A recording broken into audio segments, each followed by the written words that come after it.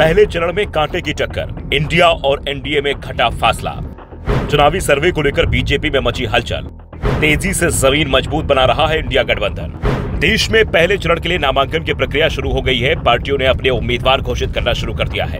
पहले चरण में 102 सीटों पर वोटिंग होनी है और जो सर्वे रिपोर्ट सामने आ रही है उसमें साफ है कि पहले चरण के चुनाव में इंडिया गठबंधन और एनडीए के बीच कांटे की टक्कर दिखाई दे रही है। पहले चरण में जिन सीटों पर चुनाव होना है उसमें यूपी की 8 सीटों के साथ ही तमिलनाडु की 39, बिहार की 4, मध्य प्रदेश की 6, राजस्थान की 12, उत्तराखंड और असम की 5-5 सीटें शामिल हैं। इसके अलावा पश्चिम बंगाल की 3, अरुणाचल प्रदेश की 2 और छत्तीसगढ़, त्रिपुरा, सिक्किम, जम्मू कश्मीर, अंडमान और निकोबार, लक्षद्वीप, पुडुचेरी की 1-1 सीट के लिए भी पहले चरण में ही वोटिंग होगी। इस बीच पहले चरण की सीटों को लेकर जो सर्वे रिपोर्ट सामने आ रही है उसमें बीजेपी की चिंता बढ़ती दिखाई दे रही है। जो तमाम ओपिनियन पोल पहले चरण के लिए जारी किए गए हैं उसमें एनडीए को 55 सीटें मिल सकती हैं, जबकि इंडिया अलायंस के 43 सीट जीतने की संभावना है। वहीं अन्य के खाते में 4 सीट जा सकती हैं। साफ है, पहले चरण के जो नतीजे सर्वे में दिखाई दे रहे हैं उससे बीजेपी का 400 पार का नारा खोखला दिखाई दे रहा है। 400 तो दूर, बीजेपी और उसका पूरा एनडीए गठबंधन 300 पार भी जाता नहीं दिखाई दे रहा है। और सबसे बड़ी बात तो ये कि ये सर्वे जिन टीवी चैनलों पर दिखाए जा रहे हैं उन्हें बीजेपी समर्थक माना जाता है, यानी बीजेपी समर्थक टीवी चैनल ही चुनाव को बेहद कांटे का मान रहे हैं। इंडिया और एनडीए के बीच कांटे की टक्कर मारने लगे हैं, जिसके बाद यह साफ हो गया है कि आने वाले समय में जैसे जैसे चुनाव अभियान आगे बढ़ेगा ये मुकाबला और करीबी होता जाएगा। ये सर्वे उस समय का है जब बीजेपी ने तो अपने अधिकांश उम्मीदवार घोषित कर दिए थे, लेकिन इंडिया गठबंधन ने अभी उम्मीदवार तय नहीं किए हैं। ऐसे में जैसे ही इंडिया गठबंधन के उम्मीदवार तय हो जाते हैं तो उसके बाद स्थिति में और भी बड़ा बदलाव हो सकता है।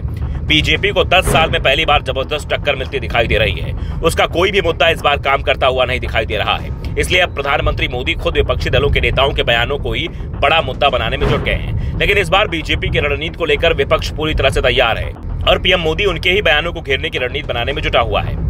इस बार बीजेपी की मुश्किल का अंदाजा इसी बात से लगाया जा सकता है कि उसे चुनाव से पहले नए गठबंधन तैयार करने पड़ रहे हैं। बीजेपी ने तमिलनाडु में आधा दर्जन पार्टियों को अपने साथ जोड़ा है।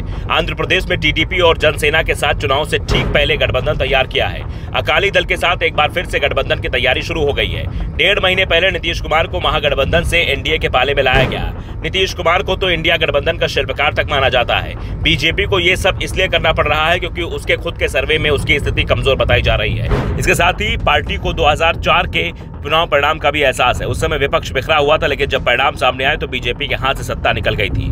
2024 में तो विपक्ष एकजुट दिखाई दे रहा है। विपक्षी दलों के बीच सीटों का बंटवारा भी हो गया है। ऐसे में बीजेपी के लिए इस बार का चुनाव बेहद मुश्किल दिखाई दे रहा है। इस बीच कर्नाटक को लेकर भी एक सर्वे सामने आया है जिसमें बीजेपी को जबरदस्त झटका लगते हुए बताया गया है। इदीना पोर्टल के सर्वे में बताया गया है कि लोकसभा चुनाव में कर्नाटक की 28 सीटों में से कांग्रेस को 17 सीटों पर जीत मिल सकती है, जबकि बीजेपी और जेडीएस गठबंधन को 11 सीट मिल सकती है।